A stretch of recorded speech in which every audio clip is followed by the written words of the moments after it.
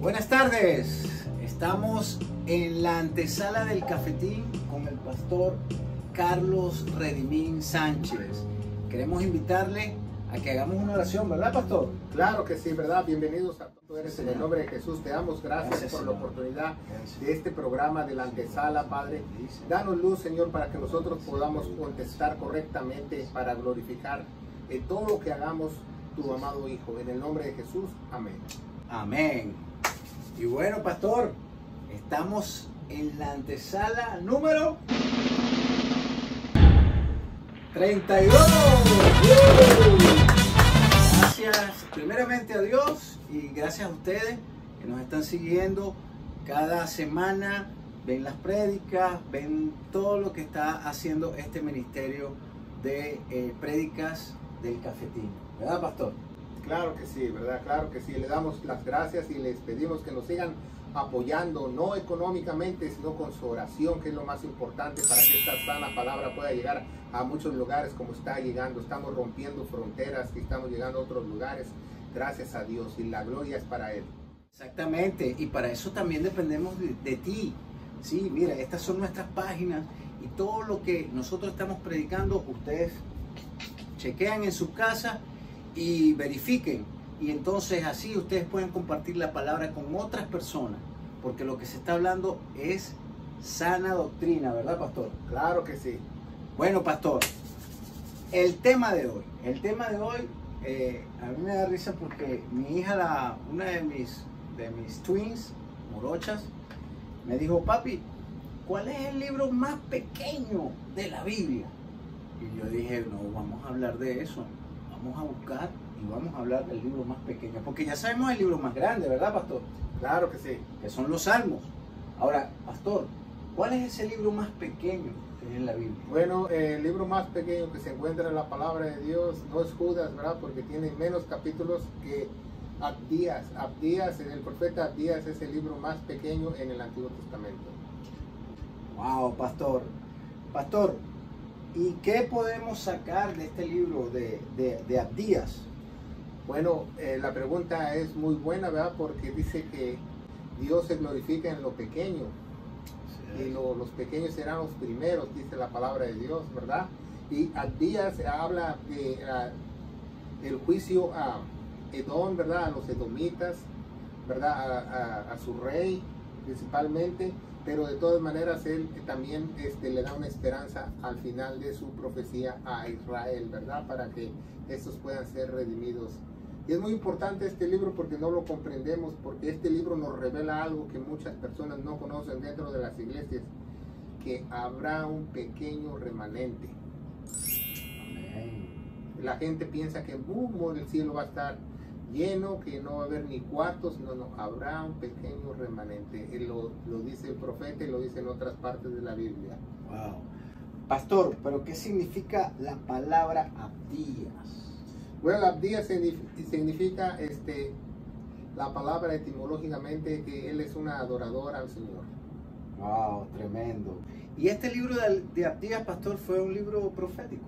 Claro que sí, ¿verdad? Claro que sí. Es uno de los se le conoce como los pequeños profetas. La Biblia se divide en profetas mayores y profetas menores, y Abdías es uno de los profetas menores.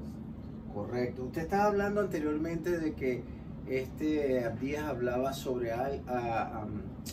una condenación al pueblo de Edom, ¿verdad? Edom se ubica al sur de Judá y cerca del Mar Muerto, ¿correcto, pastor? Claro, en Palestina también. Ok, pastor, esta pregunta es importante, bueno, como todas las preguntas que se hacen en el cafetín, ¿verdad? ¿Por qué fue importante este libro profético?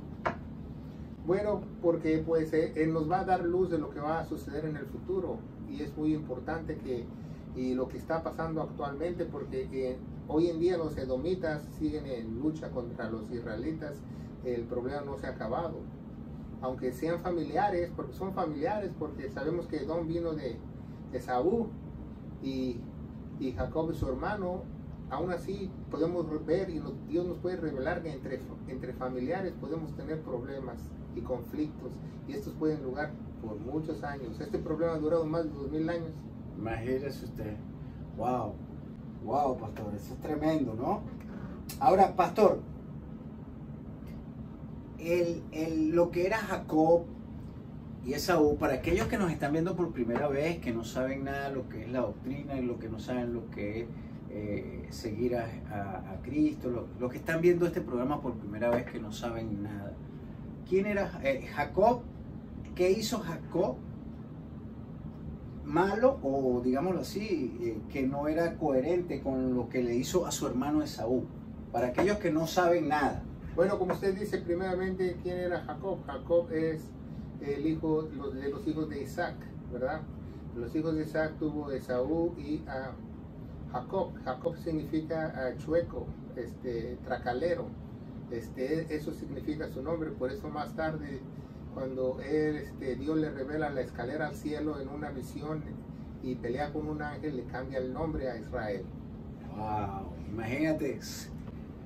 Por eso es que aquellos que nos están viendo por ese ojo mágico, si tu vida está chueca, Dios la puede enderezar, ¿verdad? Hasta te va a cambiar el nombre.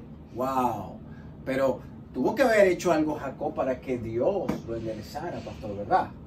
Bueno, claro que sí, bueno, la cuestión es que Dios tenía un propósito de un linaje, ¿verdad? El linaje iba a venir de Abraham, de Isaac, y le tocaba a Esaú como primogénito, pero él rechazó su primogenitura, él rechazó el orden de Dios. Por eso es muy importante, si nos estás viendo a través de las redes sociales, eso es importantísimo, salirte del orden de Dios, ¿verdad? Que tú te sientas pastora, que tú te sientas profeta, que tú te sientas apóstol. Cuando no los hay maldición para ti de parte de Dios. ¿Por qué? Porque Dios detesta el desorden, ¿verdad? ¿Qué pasa en Corintios cuando la gente tuvo un desorden y comían la cena del Señor como se les da a su gana? Empezaron a caer como moscas. Ponga mucha atención, el desorden Dios no le agrada. Entonces Dios, se supone que Isaac iba a bendecir a Esaú para que siguiera el linaje, pero él no quiso, él no le importó el ser primogénito, el ser el primero, el llevar la bendición de su familia. Él ignoró las cosas de Dios. O sea, él dijo, ¿para qué me sirve a mí la primogenitura? Porque pues eso no me va a dar dinero y me voy a morir, ¿y qué? O sea, no le importó, o sea, el plan de Dios no le importó. Y así vemos la historia que lo vendió por un plato de lentejas rojas. Por eso de ahí viene la palabra Edom. Edom en hebreo significa rojo. Entonces las lentejas que su hermano le dio a comer eran unas lentejas rojas que se producen en Palestina. Entonces por un plato de lentejas rojas vendió su primer lugar en la familia para ser bendecido. O sea, no le importó. Y sabemos que también hubo participación de Jacob, ¿verdad? En ponerse él la ropa de él y ponerse hasta pieles en sus brazos para aparentar que tenía vellos, y la mamá le ayudó. Pero ¿por qué la mamá le ayudó? Muchos no saben. Porque Jacob era el consentido de la casa. Porque muchos dicen, ¿por qué los padres tienen niños consentidos? Porque se han ganado el lugar. Y la respuesta nos da la Biblia. ¿Por qué Jacob era el consentido de la casa? Porque era el más apegado a la casa. Wow. Le ayudaba a la mamá, estaba en la casa. Y el otro era pata de perro, le gustaba nada más ir a cazar, y que nada más yo soy hombre, que nada más de cazador, venía a comer, no lavaba ni su plato, no alzaba ni una cuchara. Entonces, él se ganó a ser el consentido de la mamá. Wow, entonces, ojo pelado, aquí hay dos cosas importantes. Número uno, con lo que está diciendo el pastor Carlos, es tomar valor de lo que Dios nos da. Claro. Esaú no tomó el valor de su primogenitura y la vendió así nomás, así como que cualquier cosa. Y eso le costó. Como hoy en día mucha gente rechaza el valor de del sacrificio en la cruz. Exactamente, y las mezclan con otras ideologías, que si con Buda, que si con la Grecia, porque sí, y hacen un mezclote, incluso dentro de las mismas iglesias cristianas evangélicas, pastor. Claro que sí, ¿verdad? Pero la carta de Santiago nos revela que toda persona que tenga dos pensamientos será inconstante en todos sus caminos. Perdón, pastor, ¿te iba a decir algo? No, la gente también lo llama bipolar. Exactamente. Entonces, es importante. ¿Qué nos dice Génesis, pastor? 25, del 27 al 34. Génesis 25, del 27 al 34. Vamos a ver qué dice la palabra de Dios, ¿verdad? Sí. Mientras el pastor está buscando Génesis 25, del 27 al 34, esta es una tarea para usted, que la lea en su casa, y es Génesis 27, del 1 al 41. Léanlo en su casa y vean esta historia que es muy interesante, pastor. Dice, Esaú vende su primogenitura. Muchos no entienden ese concepto, pero fue peor que venderle el alma al diablo. Porque yo creo que fue eso, lo que le vendió el alma al diablo. Peor. Porque hoy en día mucha gente cree erróneamente que el diablo puede ser tu peor enemigo, pero no, tu peor enemigo puede ser Dios si no te alineas con él, porque dice Jesús, teme a aquel que puede destruir tu alma. Exactamente. Y solo Dios puede destruir las almas. Entonces hay que tener, eso se llama temor a Dios, ¿verdad? Y dice, y crecieron los niños y Esaú fue diestro en la casa, hombre del campo, pero Jacob varón quieto, o sea, le gustaba estar en la casa, ¿verdad? Que habitaba en tiendas, o sea, estaba con la mamá, ayudaba a todo en la casa, era comedido, ¿verdad? Dice, llamó Isaac a Esaú porque comía de su casa, más Rebeca amaba a Jacob. Cada quien tenía su consentido, ¿ah? El papá tenía su consentido porque le gustaba lo que traía para comer, y la mamá le gustaba el otro porque era más hogareño, ¿verdad? Era consentido de la mamá. Sí. Y dice, y guisó Jacob un potaje, y viendo Esaú del campo cansado, dijo Jacob, tengo que me des de comer ese guisado rojo, ¿verdad? Ahí viene la palabra Edom. Pues estoy muy cansado, por tanto le fue llamado su nombre Edom. Y Jacob respondió, vendedme en este día tu primogenitura. O sea, él se aprovechó y dijo, si tú me vendes tu lugar para bendecir, yo te doy el plato de lentejas, ¿verdad? Y dice, entonces dijo Esaú, he aquí yo voy a morir, ¿para qué pues? ¿Para qué me sirve la primogenitura? De todas maneras no voy a morir. ¿De qué me sirve a conocer a Dios y de todas maneras me voy a morir? Sí, pero es una gran diferencia que tú te mueras y vayas a vivir al lado de Dios, a que te mueras y te vayas a chicharrar al infierno. Sí, eso es increíble, pastor, ¿verdad? Y así hay personas. Uno les habla de Dios, del Evangelio, y ellos están en sus fortalezas, en sus cosas de la vida diaria, y piensan nada más en sus negocios, en el dinero, en el carro, en la casa, pero todo eso se va a destruir. Nada de eso uno se lo lleva cuando uno deja este mundo, ¿verdad, pastor? Claro que sí. Y dice, y dijo Jacob, júramelo. Por eso Jesús dice, nunca jures, porque es muy delicado eso de jurar. Júrame lo que tú me vas a venderla. Y se comió ese guisado de las lentejas, se comió, bebió, se levantó y se fue. Y así menospreció Esaú a Dios. Dice, pero la Biblia dice su primogenitura. Pero ¿quién puso el orden? Dios. Por ejemplo, dice Dios, no matarás. Si tú matas, tú pecaste directamente contra Dios. Ahora, pastor, estamos viendo ya la historia de Esaú y de Jacob. Y bueno, vemos que hoy en el Medio Oriente existen esos problemas de Palestina que está contra Israel, los pueblos árabes que están contra Israel. Es a través de todo esto, ¿verdad? De todo lo que ha conllevado esta promesa. Ahora, esa es la parte que queremos que el Señor nos muestra siempre el Antiguo Testamento como un espejo para la iglesia, para que no cometamos nosotros los mismos errores. Por eso es que es bueno saber el pasado para que en el futuro no cometamos esos mismos errores. Claro, para ver cómo es el carácter de Dios, cómo es Dios, ¿verdad? Y para eso es el Nuevo Testamento, el Viejo Testamento, para que nosotros veamos un espejo de lo que pasó, de lo que Él prometió, de lo que siempre ha cumplido y de que Él es fiel. pero siempre usamos el Antiguo Testamento como referencia, no para hacer las cosas, porque muchas iglesias tienden a decir, bueno, pues si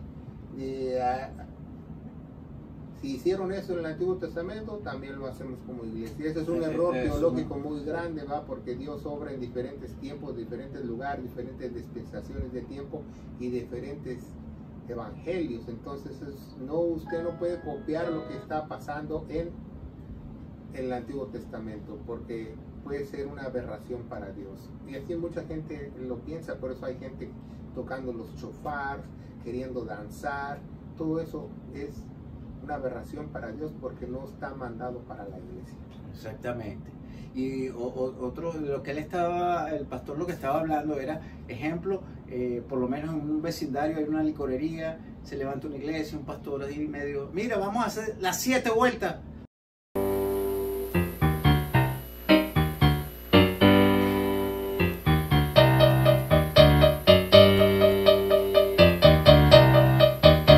Que se caiga ese negocio de la licorería, y van y hacen las 7 vueltas y esa licorería no se cae, sino que más bien agarra más fuerza la licorería. Entonces lo que está hablando el pastor es eso, o sea, no tomemos ejemplos bíblicos del pasado para hacerlos en este momento, porque no encajan, no machean. De tanto dar vueltas en la licorería se cansaron y fueron a comprar una cerveza. Y hasta le dieron más bendición a la licorería. Y así pasa. Pero es ¿por qué? ¿Por qué pasan estas cosas? Porque no escudriñamos bien la palabra de Dios. Y hacemos lo que creemos. Por eso es que uno tiene que estar pegado a lo que es la sana doctrina. Pastor, este libro, como ya dijimos antes, es profético, ¿correcto? En el tiempo de Abdías, él habló sobre el juicio que iba a tener Edom. Ahora, este libro de Edom, ¿cómo se divide este libro, pastor? Bueno, se divide en dos partes, ¿verdad? El juicio de Edom y la exaltación a Israel. La parte más importante es la exaltación a Israel, pero proféticamente podemos ver que el juicio de Edom no solo se refiere a Dios, a los edomitas, a lo que está pasando realmente en Palestina, se refiere al mundo entero. Exactamente. O sea, es profético este libro.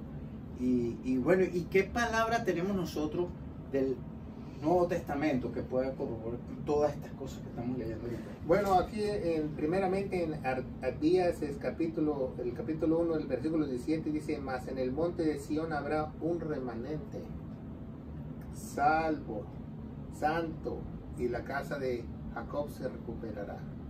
Wow. Es una promesa de Dios eterna para siempre, ¿verdad? En el Nuevo Testamento podemos ver, ¿verdad? En las cartas apostólicas del apóstol Pablo, en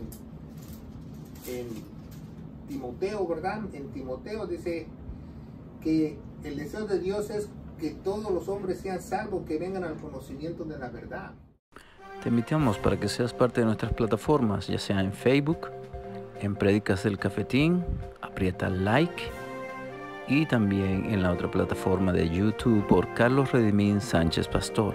Aprieta like y presiona la carita del payasito para que te suscribas, pero eso sí, pasa la voz. Dios te bendiga. Pablo, al conocimiento de la verdad, se refiere al orden de Dios, a la doctrina. No solo es yo sé del profeta tal, que yo soy del profeta fulano de tal, no, sino trazar bien la palabra de Dios, como dice en 2 de Timoteo 2:15, porque si no la trazas bien, no vas a llegar al conocimiento de la verdad, te vas a hacer bolas. Vas a creer que tú eres edomita, y al rato tú eres filisteo, y al rato tú eres profeta, y al rato tú eres apóstol, porque no sabes trazar bien la palabra de verdad, ¿verdad? Y también nos dice la palabra de Dios otro ejemplo, ¿verdad? Porque todo lo que Dios crió es bueno y nada hay que desecharse, porque por la palabra de Dios y la oración es santificado.